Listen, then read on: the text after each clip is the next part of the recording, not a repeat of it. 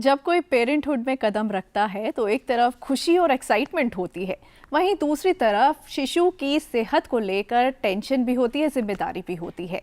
तो आज hello doctor segment में हम बात करेंगे कि आप अपने शिशु की देखभाल कैसे कर सकते हैं, खास तौर से अगर ये उनकी पहली सर्दी या गर्मी हो। तो उसके लिए हमारे साथ खास एक्सपर्ट स्टूडियो में मौजूद हैं। आइए उनका स्वागत करते हैं। हमारे साथ हैं डॉक्टर सौरभ खन्ना, आपका स्वागत है हमारे शो में। आप हैं head department of neonatology and paediatrics, CK Birla hospital, Gurugram. साथ ही वेलकम करना चाहेंगे डॉक्टर सुगंधा आर्या का। नमस्कार डॉक्टर साहब, गुड मॉर्निंग। आप प्रोफेसर नियोनेटल पीडियाट्रिक्स सफदरजंग अस्पताल से।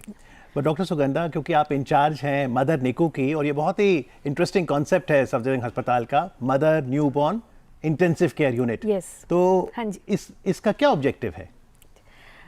बहुत अच्छा किया कि आज आपने ये मुद्दा उठाया, क्योंकि ये एक नई चीज़ है जो हमने 2017 में एक रिसर्च के दौरान शुरू किया था। ये देखना कि अगर बच्चा माँ के साथ रहता है, बीमार बच्चा, आपको पता है कि जब बच्चे पैदा होते हैं, जो हेल्दी स्वस्थ बच्चे होते हैं उनको तो माँ के पास ही भेज दिया जाता है, पर जो बच्चे बीमार होते हैं, समय से पहले के बच्चे पैदा होते हैं, वजन में कम होते हैं, उनको नर्सरी लेके जाते हैं, जिसको हम नियोनेटल ICU बोलते हैं। बच्चा वहाँ रहता है, माँ पोस्टनेटल वार्ड में रहती है या घर चली जाती हैं और बीच बीच में आके बच्चे को देखती हैं। यही हम सालों से हर जगह ऐसे ही करते आए हैं। लेकिन इस स्टडी के दौरान हमने देखा कि अगर हम माँ को ICU में बच्चे के साथ रखते हैं तो इससे बच्चे की रिकवरी अपनी बीमारी से बहुत जल्दी होती है। उनको दूध ज़्यादा मिलता है बच्चे का, कंगारू मदर केयर करने से गर्माहट मिलती है और ये बच्चे जल्दी ठीक होते हैं। और इस स्टडी ने पाया 25% मृत्यु दर कम हो जाती है अगर बीमार बच्चे अपनी माँ के साथ ICU के अंदर रहते हैं।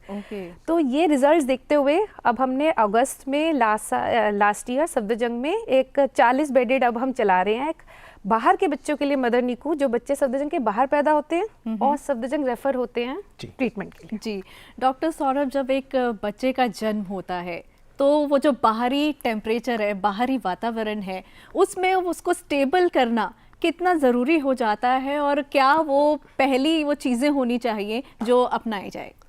देखिए, ये बहुत ही अच्छा चीज़ है जो हमने डिस्कस कर रहे हैं आज, क्योंकि टेम्परेचर मैनेजमेंट, एक बच्चे का टेम्परेचर मैनेजमेंट बहुत इंपॉर्टेंट होता है, क्योंकि हमारे बच्चों की जो केयर होती है वो उसके अराउंड चलती है। अगर बच्चे बाहर का टेम्परेचर बहुत गर्म होगा तो बच्चा अपना टेम्परेचर नहीं रेगुलेट कर सकता, वो फीवर आ सकता है उसको। अगर बाहर बहुत सर्दी होगी तो बच्चा अपना टेम्परेचर नहीं रेगुलेट कर सकता, इसलिए बाहर के एटमॉस्फेयर के अकॉर्डिंग, बाहर के वेदर के अकॉर्डिंग बच्चा ठंडा हो सकता है, जिसे हम कहते हैं हाइपोथर्मिया।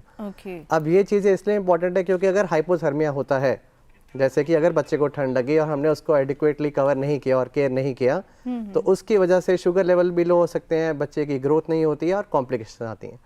इसलिए जो केयर है ये शुरू हो जाती है right at the time of birth, जैसे ही जन्म होता है। तो उस टाइम पे हम उनको कवर करके पहले उनको ड्राई करते हैं और फिर स्किन टू स्किन कांटेक्ट देने की कोशिश करते हैं मदर से, ताकि ब्रेस्ट फीडिंग भी इनिशिएट हो और टेम्परेचर भी रेगुलेट हो। जी, ये स्किन टू स्किन कांटेक्ट को ही कंगारू मदर केयर। हाँ जी, इसी को कंगारू मदर केयर भी कहते हैं। दूसरी चीज इंपॉर्टेंट ये है कि जब ऐसा होता है उससे टेम्परेचर के साथ साथ, ठीक है, हमें ब्रेस्ट फीडिंग इनिशिएट भी करानी होती है। तो इसलिए स्किन टू स्किन कांटेक्ट से हम आधे घंटे के अंदर ब्रेस्ट फीडिंग इनिशिएट करा सकते हैं। अगर आप एक गोल्डन रूल माने तो वो ये होता है कि अगर हमें 2 लेयर चाहिए कपड़ों की, ठीक है, तो हमारे बच्चों को 1 लेयर एक्स्ट्रा चाहिए होगी अपना टेम्परेचर रेगुलेट करने के लिए। एट द सेम टाइम गर्मी भी लगती है, तो ऐसा नहीं होना चाहिए कि हम गर्मियों में ओवर रैप कर दें, जिसकी वजह से बच्चे को बुखार आ जाए। अगर आपके भी जहन में कुछ सवाल हैं कि अपने नन्हे मुन्नों की देखभाल कैसे की जाए, तो आप हमें कॉल कर सकते हैं। हमारा नंबर नोट कर लीजिए, 011 हमारा कोड है और नंबर है 23097532। 011 दिल्ली का STD कोड और नंबर है 23097532। आज हम फोकस कर रहे हैं इन्फेंट चाइल्ड केयर, यानी 0 से लेकर 1 साल तक के बच्चों से जुड़ा आपका कोई सवाल है तो आमंत्रित है। विशेषता हम नियोनेटल यानी पहले महीने पे रहेंगे। तो जैसा डॉक्टर सौरभ ने भी ब्रेस्ट फीडिंग का कहा, तो डॉक्टर सुगंधा, जब हम कहते हैं 6 महीने बच्चे को सिर्फ माँ का दूध दीजिए, तो कई बार बड़े सवाल उठते हैं, क्या पानी भी नहीं पिलाना? कोई हनी दे देता है, कोई कुछ और, सिर्फ माँ का दूध, कुछ भी और नहीं? बिल्कुल, आपने बहुत अच्छा सवाल किया, क्योंकि अब गर्मियाँ आ रही हैं तो ये सब माँओं का सवाल होता है कि इतनी गर्मी में क्या पानी भी ना दें।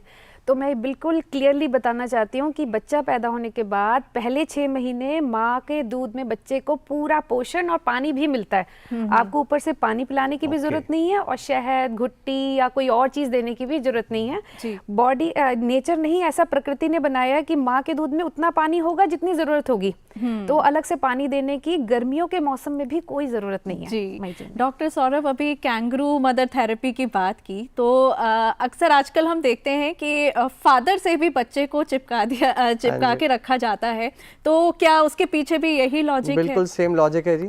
ठीक है, कंगारू मदर केयर और आप कह सकते हो कंगारू फादर केयर, तो कैंगरू पेरेंट केयर कह दें। ठीक है, तो एक खासकर उन बच्चों के लिए होता है जिनका जो जन्म पे वेट होता है वो कम होता है। अच्छा, ठीक है, और इससे बहुत सारे फायदे होते हैं। एक तो हमने पहले ही बात करी कि इम्पोर्टेंट है इसका टेम्परेचर रेगुलेट करना, ये पेरेंट की और बच्चे की बॉन्डिंग को बढ़ाता है। मदर में इम्पोर्टेंस ये है कि उससे ब्रेस्ट फीडिंग इनिशिएट होती है, बॉन्डिंग बढ़ती है, तो बच्चों का डेवलपमेंट अच्छा होता है जी। तो इसलिए जितना ज़्यादा हम ये चीज़ करा सकते हैं, खासकर लो बर्थ वेट बेबीज़ में, उतने आगे के रिजल्ट्स अच्छे होते हैं। जी डॉक्टर सुगंधा, जब एक नवजात शिशु आता है घर में, खुशी बहुत होती है, लेकिन क्योंकि हो सकता है अगर वो पहला बेबी है तो आपके पास अनुभव नहीं है उसे उठाए कैसे, और भले आप उसके वेल विशर हैं, जाने अनजाने गलत उठाए तो उसको चोट लग सकती है। What's the right way to hold a newborn? Parenting के लिए बहुत रॉकेट साइंस नहीं है। पेरेंट्स को डरने की बिल्कुल जरूरत नहीं है। आप पेरेंट बनने के साथ ही बिल्कुल तैयार हो जाते हैं। तो हम बेसिकली जब बच्चे को उठाते हैं, मेन है कि आपको उसको पूरा सपोर्ट करके उठाना चाहिए, कि उसकी नेक अनसपोर्टेड नहीं छोड़नी चाहिए, क्योंकि नेक सपोर्ट आने में 2 से 3 महीने लग जाते हैं। तो नेक सपोर्टेड होना चाहिए, नीचे से बटक सपोर्टेड होना चाहिए, और ये सेम कॉन्सेप्ट रहेगा जब ब्रेस्ट फीड कराएंगे, कि बच्चा पूरी तरह सपोर्टेड होना चाहिए, स्ट्रेट लाइन में होना चाहिए, ऐसा नहीं बॉडी एक तरफ गिर रही है। तो दिस इज द मतलब सिंपल चीज है, एकदम साधारण सी चीज है। तो पेरेंट्स बिल्कुल नहीं सोचें कि ये बच्चा है, अब इसको उठाना एक अलग साइंस है जो सीखनी है। तो ये बिल्कुल नॉर्मल वे में कि बच्चा पूरी तरह सपोर्टेड होना चाहिए, मतलब संभला हुआ होना चाहिए जब आप उठाते हैं तो। लेकिन इनिशियली जब बच्चा बॉर्न होता है, बहुत सारी मदर्स एक प्रॉब्लम फेस करती हैं, बच्चे को वो लैचिंग इशू हो जाता है, वो ठीक से कहते हैं ना ब्रेस्ट फीड नहीं लेता है। तो ऐसे में एक तो अलग तरीके की टेंशन मदर को हो जाती है, साथ में समझ नहीं आ रहा होता कि कैसे करें, किस तरीके से उसको फीड कराएं। तो क्या करें, क्या सही टेक्निक है? तो जो बच्चे पूरे समय के पैदा होते हैं उनमें यूजुअली इतना प्रॉब्लम नहीं होता अगर हम उस बच्चे को ठीक से पोजीशन करें तो। लेकिन आपकी बात सही है, जो मदर्स स्पेशली प्राइमरी मदर्स पहला डिलीवरी होता है तो उनको लैच करने में दिक्कत होती है, तो बच्चा फीड नहीं कर पाता। तो 2-3 चीज़ों का ध्यान रखें जब ब्रेस्ट फीड कराएं। एक तो पहले जो मदर है वो खुद ठीक से सपोर्टेड बैठे अपनी पोजीशन में, चेयर पे या बेड पे, अपनी बैक सपोर्ट लेके। आई लॉन्ट मेरे को कोई मतलब मैं दिखा भी सकती हूँ करके कि यूजुअली मदर्स ना ऐसे करके दूध झुक के पिलाती हैं, जिससे क्या होता है कि उनकी अपनी कमर में भी दर्द होता है और बच्चा लैच भी नहीं कर पाता। लेट के भी ब्रेस्ट फीड नहीं करना है? लेट के करा सकते हैं, आई कम टू दैट, यस। लेकिन जब आप बच्चे को लैचिंग सिखा रहे हैं तब आप शुरू में अपना पीठ को सपोर्ट देके बैठिए, चाहे चेयर पे चाहे बेड पे, पर आप सपोर्टेड होने चाहिए। और बच्चे को जैसे मैंने बताया कि सीधा रखना, कि उसको सर रखना अपनी कोहनी में, और नीचे से उसके कुल्लों को भी सपोर्ट करना। बॉडी स्ट्रेट लाइन में होनी चाहिए। बच्चे को अपने ऊपर लाना, ऐसे दूध पिलाने की बजाय अपने ऊपर लेके आना। और जब बच्चा मुंह खोलता है तो बच्चे को छाती के अंदर सिर्फ माँ का जब दूध पिलाते हैं तो निप्पल के आसपास एक काला हिस्सा रहता है जिसको हम एरियोला बोलते हैं, वो भी बच्चे के मुंह में रहना चाहिए पूरा, क्योंकि उसी के नीचे से ही ऐसे छोटे छोटे वो होते हैं, डक्ट्स होते हैं जहाँ से दूध निकलता है। तो अगर आप वो पूरा काला हिस्सा बच्चे के मुंह में जाने देते हैं और बच्चे को इतना करीब रखते हैं कि उसका पेट और आपका पेट छू रहा है और इस तरीके से आपने पकड़ा हुआ है, तो आपका लैचिंग में कोई इशू नहीं आएगा। आजकल जो मार्केट में फीडिंग पिलोज अवेलेबल हैं, क्या वो हेल्पफुल रहते हैं? एक्चुअली अगर आप पोजीशन ठीक कर रहे हैं तो कोई इशू नहीं है। अगर आपको ऐसे रखने के लिए नीचे सपोर्ट चाहिए बच्चे की तो यू कैन कीप। अदरवाइज बच्चे को बस अगर आप इसकी बजाय अपने ऊपर ले लें तो और बच्चे के मुंह में पूरा हिस्सा रहे तो यूजुअली कोई प्रॉब्लम नहीं आती। जी, वैक्सीनेशन की बात करना चाहेंगे, इम्यूनाइजेशन की, तो डॉक्टर सौरभ, क्योंकि आजकल तो इंस्टीट्यूशनल डिलीवरी होती है, माँ बाप को तो पता ना भी हो तो अपने आप कुछ वैक्सीन लग जाती हैं, फिर भी आप क्या हिदायत देंगे? पेरेंट्स को क्या पता होना चाहिए कौन सी वैक्सीन, कौन से इंजेक्शन जरूरी है? देखिए, एक तो होता है वैक्सीनेशन और एक होता है कुछ एसेंशियल इंजेक्शंस जो हर बच्चे को जन्म पे लग जाना चाहिए, एंड दैट इज विटामिन के। अच्छा। तो विटामिन के का इंजेक्शन चाहे इंस्टीट्यूशनल डिलीवरी हो चाहे कहीं और डिलीवरी हो, विटामिन के लगाना ज़रूरी होता है, नहीं तो उसके सेकेंडरी विटामिन के डेफिशिएंसी ब्लीडिंग होने के चांसेस बच्चों में रहते हैं। क्लॉटिंग हाँ जी, हेल्प करता है। विटामिन के इज अ क्लॉटिंग फैक्टर जो नवजात शिशु में नहीं होता क्योंकि उनके अंदर कोलोन्स में बैक्टीरिया वगैरह नहीं होते। जी। दूसरी चीज़ जब आती है इंपॉर्टेंट, वो होता है जन्म के टीके। जन्म के टीकों में सबसे इंपॉर्टेंट होते हैं 3 चीज़ें, एक ओरल पोलियो ड्रॉप्स, एक हेपेटाइटिस बी का इंजेक्शन और एक BCG का इंजेक्शन जो कवर करता है ट्यूबरकुलोसिस को। तो ये जन्म पे डिलीवरी के बाद फर्स्ट 24 आवर्स में लग जाना चाहिए ताकि जब बच्चा घर जाए माँ के साथ तो कम से कम ये चीज़ लगी हो। जी। उसके बाद के जो टीके आते हैं वो होता है 1.5 महीने पे, 2.5 महीने पे और 3.5 महीने पे as per the government schedule, और एक आता है MMR का इंजेक्शन जो लगता है 9 महीने पे। तो पहले 1 साल में गवर्नमेंट जो इम्यूनाइजेशन शेड्यूल है उसके अकॉर्डिंग ये टीके लग जाने चाहिए। और इसका चार्ज जरूर आप डॉक्टर से, अस्पताल से ले लें। फिलहाल पहले कॉलर हैं फोन लाइन पर। हेलो जी, टेलीविजन का वॉल्यूम कम करके जल्दी से सवाल करिए और किलकारियां हम सुन रहे हैं। सवाल कर दिया है कि मेरा बच्चा जो 2.5 महीना का है ना, वो बहुत थूक निकालता है। जी। और जो पोलियो ड्रॉप जो देते हैं उसमें कितना घंटा बुखार रहता है? जी जी डॉक्टर साहब। देखिए, पोलियो ड्रॉप्स देने पे कोई बुखार आने का कारण नहीं है, ऐसा कोई साइड इफेक्ट नहीं देखा गया है।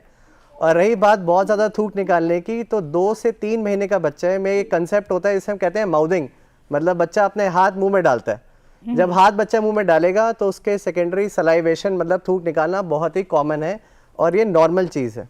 दिस इज़ एब्सोल्युटली नॉर्मल, इसमें कोई भी घबराने की बात नहीं है। जी। जी। डॉक्टर सुगंधा, जब हम फीड कराते हैं तो बर्प दिलाने में बड़ी दिक्कत होती है, मतलब आधा घंटा लग जाता है, बच्चा बर्प नहीं लेता है, तो क्या है सही तरीका, और क्या अगर वो टाइम लगा रहा है तो वो सही है? नहीं, बर्पिंग जो है, अगेन वही मैं बता रही हूँ कि ये सारी चीज़ें जो हैं बड़ी प्राकृतिक हैं और बड़ी इजीली हम उनको आदत डाल सकते हैं। तो बर्पिंग क्या होता है कि जब बच्चा दूध पीता है तो कभी हवा भी उसके पेट में चली जाती है, और जब वो हवा निकलती है तो उसके साथ वो वॉमिटिंग हो सकती है। डकार आता तो उसको रोकने के लिए, उस उल्टी को रोकने के लिए हम पहले ही डकार दिला देते हैं कि हवा निकल जाए, अंदर ना रहे। तो बच्चे को सीधा रखें, कंधे पे रखें, अच्छी थपकी दें। अच्छा। एंड यूजुअली बच्चे बड़े आराम से डकार ले लेते हैं। और अगर डकार नहीं भी आती है और उसके बाद अगर थोड़ा सा दूध बच्चा दही जैसा निकाल रहा है पर अदरवाइज बच्चा हेल्दी है और वेट गेन कर रहा है तो कोई वरी नहीं तो है। डॉक्टर साहब, बिल्कुल वरी नहीं कोई चिंता होती की बात अगर नहीं है। बच्चा हेल्दी है और पैदा होने के बाद हम खुशी खुशी घर भी ले आए, लेकिन पहले महीने में ऐसे कौन से वार्निंग साइंस हैं कि हम अब इंतजार न करें, वापस अस्पताल आए? बिल्कुल, बहुत बहुत अच्छा सवाल पूछा है, क्योंकि नवजात शिशु के साथ यही दिक्कत है कि जब वो बीमार होते हैं तो उनके साइन इतने हल्के होते हैं कि बहुत बार माँ बाप को पता नहीं चलते हैं। तो जब आप नवजात शिशु को घर लाते हैं तो जो 4-5 चीज़ें आपको ध्यान रखनी चाहिए और एकदम डॉक्टर के पास जाना चाहिए, जिसे कहते हैं कि तुरंत जाइए, वेन टू रिटर्न इमीडिएटली। एक है जब बच्चा दूध पीना बंद कर दे, जो बड़ा अच्छा बच्चा दूध पी रहा था, अच्छी तरीके से सक कर रहा था ब्रेस्ट पे, और अचानक आपको लगता है वो दूध पीने में ढीला पड़ गया, ये बहुत इंपॉर्टेंट साइन है, आप इमीडिएटली जाइए। दूसरा, आपको सुस्त लग रहा है, दूध नहीं पी रहा, उसका सुस्त लग रहा है, जो बच्चा अच्छा खेल रहा था वो सुस्त हो गया। इसके अलावा बच्चा ठंडा पड़ना, जबकि आपने बच्चे को ठीक से कमरा भी गर्म है, कपड़े भी ठीक से पहनाए, फिर भी बच्चा ठंडा पड़ रहा है, या उसको बुखार आ रहा है। नवजात शिशु को बुखार आना ऐसी चीज नहीं है कि घर पे दवाई दे के हम बैठ जाए, आपको इमीडिएटली हॉस्पिटल जाना है। मैं 4-5 ही बताऊंगी, अदरवाइज पेरेंट्स भूल जाते हैं। इन 4 के अलावा एक 5वां जरूर, जब बच्चे को सांस लेने में दिक्कत हो, अगर लगे बच्चा तेज सांस ले रहा है या मुश्किल हो रही है सांस लेने में, तो ये 5 लक्षण तो बिल्कुल आपको ध्यान रखनी चाहिए। जी। डॉक्टर सौरभ, अभी जैसे गर्मी का मौसम है, ये जो 5 चीज़ें बताई, बॉडी टेम्परेचर की भी बात बताई, एसी की आजकल सबको आदत है, लेकिन ये समझ नहीं आता बच्चे को एसी में रखें कि फैन में रखें, ब्लैंकेट उड़ाएं, छोटी सी पतली सी शीट उड़ाएं, क्या करें? ठीक है, देखिए जी, जो बच्चे पूरे समय पे पैदा होते हैं, ठीक है, उनके लिए बहुत ज़्यादा दिक्कत की बात नहीं होती है। अगर आप उस रूम में हैं और आपको नॉर्मल लग रहा है तो बच्चे को भी नॉर्मल लगेगा। इसमें भी बच्चे को 2 लेयर्स हमेशा होनी चाहिए, एक अंदर का एक लेयर और उसके ऊपर एक लेयर कपड़े का। और इसके अलावा थर्ड एक स्वेडलिंग क्लॉथ, जैसे हम कहते हैं, कॉटन का एक क्लॉथ बना के रखा ताकि बच्चा थोड़ा टक्ड इन रहे, ये बेटर रहता है। जब आप फीड कराते हैं तो आप ये क्लॉथ को हटा देते हैं। ठीक है, अब इस पॉइंट ऑफ टाइम पे अगर हम ये देखें कि बच्चे का टेम्परेचर रेगुलेटेड है, मतलब उसके हाथ पांव छू के देखिए, उसके हाथ पांव ठंडे नहीं होने चाहिए। अगर हाथ पांव ठंडे हो रहे हैं मतलब उसको एक कपड़े की लेयर की और ज़रूरत है। एसी का टेम्परेचर बिल्कुल आप यूज़ कर सकते हैं, और एसी को हम प्रेफर कर सकते हैं ओवर अ फैन, क्योंकि फैन से हवा तेज चलती है, हवा और ब्रीज होगी तो नाक जल्दी बंद होता है, छींकें ज़्यादा आती हैं, नेजल ब्लॉकेज की प्रॉब्लम ज़्यादा होती है। एसी को 25 का टेम्परेचर आराम से सेट करिए, रूम का टेम्परेचर 25-26 के आसपास होगा, तो एक कंफर्टेबल टेम्परेचर है, इसलिए हम एसी भी प्रेफर कर सकते हैं ओवर फैन, और अगर हम फैन चला रहे हैं तो हम हल्की स्पीड पे चलाएं। और मई जून में डॉक्टर साहब मच्छर हमें बहुत परेशान करते हैं, नींद ही नहीं आती। छोटे बच्चे को अगर मच्छर काट ले, मक्खी, कोई इंसेक्ट बाइट, कैसे प्रोटेक्ट करें? बिल्कुल वही तरीके हैं जैसे हम बड़ों को करते हैं कि आपके घर में एक तो स्प्रे वगैरह या कहीं पानी का कलेक्शन नहीं हो, पहले तो सोर्स ही नहीं होना चाहिए, नेट डोर्स लगा के रखें कि मच्छर एंटर ना करे, तो बेस्ट इज़ कि मच्छर आए ही नहीं। और उसके बाद भी है तो फिर मच्छरदानी लगा के कि बच्चे को सोते हुए मच्छर, क्योंकि नवजात शिशु को भी ये सारी बीमारियां वो पकड़ सकता है, मलेरिया, डेंगू, ऐसा नहीं है कि बच्चे नहीं पकड़ते, मच्छरों से काटेंगे, तो उनको भी वैसे ही बचाना जैसे हमने अपने आप को भी बचाना है, पूरे परिवार को। डॉक्टर सौरभ, कुछ बच्चों को टंग टाई वाली एक प्रॉब्लम होती है, तो क्या वो इनिशियली स्टेज पे पता चल जाती है, और अगर पता चल जाती है तो क्या किया जाए, क्या उपचार है? ठीक है जी, जो टंग टाई होता है इसका मतलब बच्चे का जो टंग है नीचे से चिपका हुआ है, ठीक है, और ऐसे बच्चों में कई बार अगर बहुत सीवियर ये कंडीशन होती है तो बच्चे फीड लेने में उनको दिक्कत आती है। तो जब वो आते हैं हमारे पास तो हमेशा हम चेक करते हैं, अगर कोई लैचिंग में इशू आ रहा है या फीडिंग में इशू आ रहा है तो कहीं ये बीमारी तो नहीं है, क्योंकि ये बीमारी है तो ये बहुत ही सिंपल सी चीज़ है, टंग टाई रिलीज होता है, वो हम कर सकते हैं ओपीडी प्रोसीजर्स में। इसके अलावा टंग टाई की जो प्रॉब्लम आती है अगर वो बहुत माइल्ड है, हल्का है, तो ये आती है बाद में, क्योंकि इसमें फिर स्पीच में इश्यूज आते हैं। तो उसमें देखा गया है कि अगर बच्चा अपनी टंग निकाल पा रहा है बाहर और वो यू शेप में निकाल पा रहा है, इसका मतलब उसकी टंग टाई सिग्निफिकेंट नहीं है, मतलब बहुत ज्यादा नहीं है। लेकिन अगर वो टंग निकाल रहा है और उसकी टंग में डब्ल्यू बन रहा है तो इसका मतलब है कि टंग टाई सिग्निफिकेंट तो है। कौन सा टाइम ड्यूरेशन बेस्ट है कि वो टंग टाई रिलीज करा दी जाए? देखिए, अगर ये प्रेजेंट कर रहा है अर्ली इन लाइफ में, मतलब लैचिंग में इशू आ रहा है, तो आप उस समय भी करा सकते हैं, इसकी कोई अपर और अंडर लिमिट नहीं है। ठीक है, कई बार क्योंकि हमारी टंग यूज होती है बहुत सारे शब्द बोलने के लिए, लेटर्स बोलने के लिए, अगर आप वो नहीं बोल पा रहे हैं और वो स्पीच में इश्यूज आ रहे हैं तो हम बाद में भी कर सकते हैं। जी, तो डॉक्टर साहब हमने न्यूबॉर्न के बारे में तो जाना, लेकिन क्योंकि हम इन्फेंट की बात कर रहे हैं 1 साल तक, तो ग्रोथ और डेवलपमेंट के लिहाज से इंपॉर्टेंट माइलस्टोन क्या हैं? चाहे वो स्पीच की बात हो, हियरिंग की बात हो, 3 महीने 6 महीने, मोटे तौर पे किन बातों का ध्यान रखें? तो आपने 2 शब्दों का इस्तेमाल किया, ग्रोथ और डेवलपमेंट। ग्रोथ होता है शारीरिक विकास, मतलब बच्चे का वजन बढ़ना, लंबाई बढ़ना, सर का साइज बढ़ना, ठीक है। तो वो एज के साथ हमारे वो रहते हैं कि कितना कितना गेन होना चाहिए बच्चे का, जैसे हम अंदाजन कहते हैं वज़न में इजीली बताने के लिए कि 5-6 महीने तक कम से कम दुगना हो जाना चाहिए और 1 साल तक तिगुना हो जाना चाहिए जो जन्म का वज़न है, रफली पेरेंट्स के लिए। अदरवाइज हमारे चार्ट्स रहते हैं कि कितने मंथ पे कितना वेट, और रेंज होती है, पेरेंट्स को ये भी पता होना चाहिए कि नॉर्मल वजन एक नंबर नहीं है कि इतना ही होना चाहिए, एक रेंज है।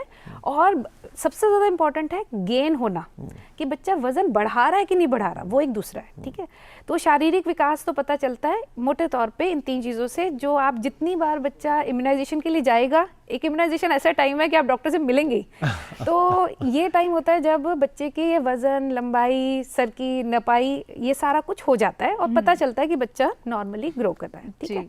दूसरा आपने बात की डेवलपमेंट वर्ड की, वो है मानसिक विकास, कि बच्चा जन्म के बाद से जो सीखना शुरू कर देता है, तो उसको भी हम मोटे तौर पे देखते हैं कि एक तो बच्चे का मोटर मीन्स चलना फिरना सीखना, मतलब पहले बच्चा गर्दन संभालेगा 2-2.5 महीने 3 महीने तक, उसके बाद बच्चा बैठना शुरू करेगा, बिना सहारे के बैठना, पहले बच्चे आगे हाथ रख के बैठते हैं सहारा लेके, फिर बच्चे बिना पकड़े बैठना शुरू कर देते हैं, और 1 साल तक तो ये बैठना बच्चे का 9-10 महीने तक बिना बैठे बिना पकड़े आ जाता है।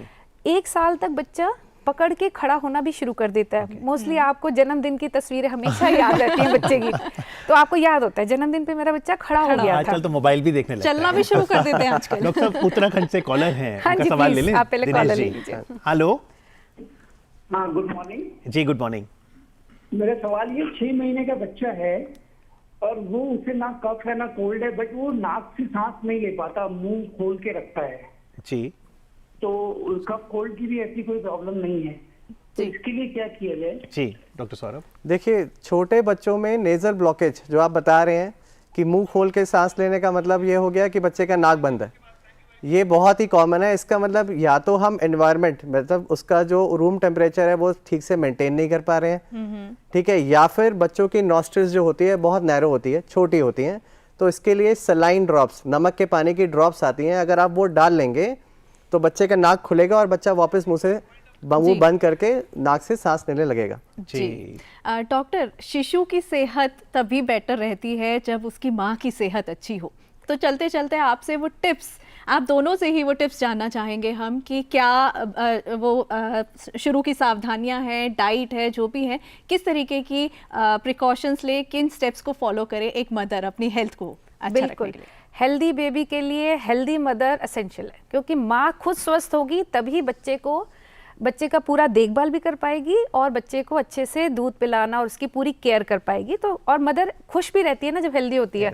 तो आपको हैरानी होगी कि एक्चुअली मदर खुश रहे तो दूध भी अच्छा आता है, ठीक है, और मदर जितनी दर्द में रहे, तकलीफ में रहे, दूध आना बंद हो जाता है। तो मदर की हेल्थ हमारे लिए बहुत इंपॉर्टेंट है। उसमें 2-3 चीजें हैं। एक तो अगर मदर को कोई हेल्थ का इश्यू है, ब्लीडिंग या कुछ, उसका हॉस्पिटल से ट्रीटमेंट होना बड़ा जरूरी है।